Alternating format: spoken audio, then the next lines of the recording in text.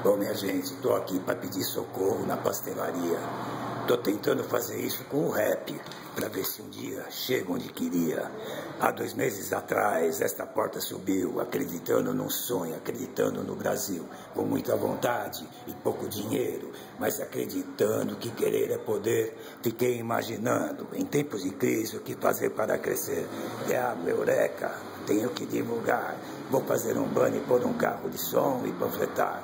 Mas eis que surge a figura do político, com um carro oficial, cheio de moral, na minha porta para e me dá um pito. Aqui não pode, aqui tem cidade limpa, é proibido, se queimar, vai ser punido com uma multa de 5.000.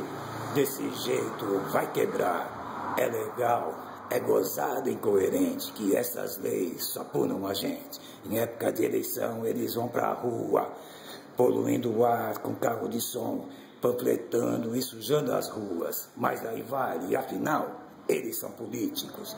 É, irmão, tô ferrado. Abri um negócio pra vida melhorar, mas a cidade limpa chegou pra me quebrar. Peço então, venham nos conhecer, mas não deixem a Badecos morrer. Badecos Pastelaria, aberta todo dia, com muita alegria pra te receber. Na Manuel Augusto Ferreirinha, 858, esquina com a Viscondidinha uma. Pastel a semana inteira, de vários sabores, iguais a da feira. Tem salgado, tem sanduba, tem dogão, tem refrigerante e suco de montão. Tô ligado, não vou ficar sentado e te espero com um suco gelado. Depois de tudo isso, só posso dizer muito obrigado, obrigado, muito obrigado. É, minha gente, essa é a forma que eu recebi a pastelaria com a prefeitura.